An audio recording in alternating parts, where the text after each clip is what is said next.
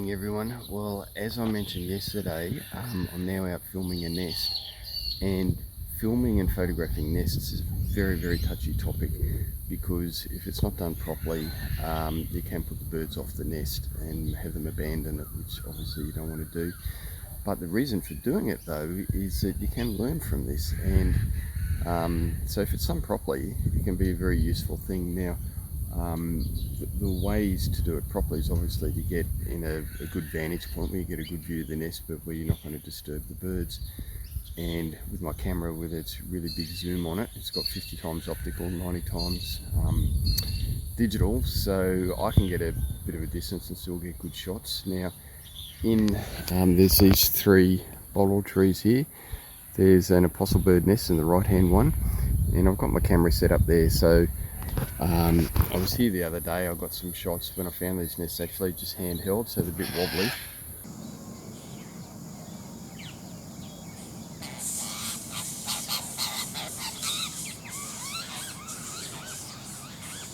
And I thought, well, I'll come back today. It's a holiday, it's a nice sulphur-crested cockatoo. I'll come back today with a tripod and just get some nice static locked off shots.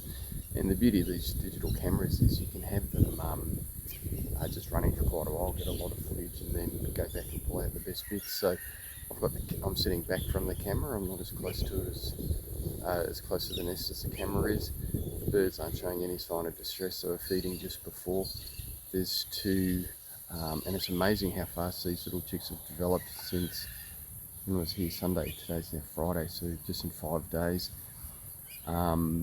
So I'll just go up and just show you what's happening. So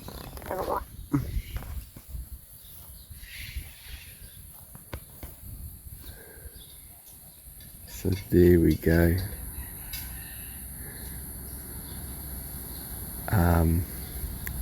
So the Apostlebirds are of course colony breeders, so they're in groups of up to about 12. Lots of different birds will be coming and feeding this nest and tending it, and just as I got here, just through the binoculars, I saw two birds turn up to feed the chicks. And this is what I'm saying about learning something. One thing they brought over was bread, and that's obviously not very good, but it is a shame I didn't film that. I wasn't set up at that stage. But you know, by observing nests you can learn things, and you've just got to do it in a way that's you know, not going to be a problem for the birds. So anyway, so I'm just going to sit here, let that run for maybe 30-40 minutes. I've got a book to read, and I'll go through the footage in detail later. So righto, hope you're having a nice day. See you then, bye.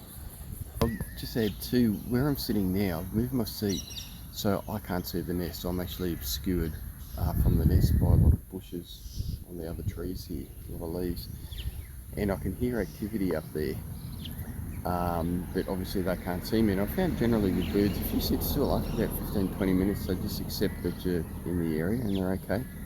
Now I can see 3 Apostlebirds going across the road in the park here, but so I can hear movement up there, but I can't see it. So funny thing is, with my binoculars I can check the little view screen on the camera and see what's going on. So it's kind of funny watching the camera, the action through the binoculars on the view screen in the camera, rather than directly the nest. But that's good. But from a filmmaking point of view though, you've got to make sure your camera's doing the right thing.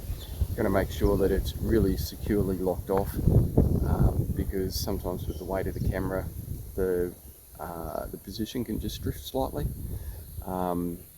There's a bit of wind, so the trees are moving a bit, but not too much. So I want to get close enough to get good action. I've stayed within the optical zoom, not the digital zoom. If you can hear noise now, it's probably come back to feed them.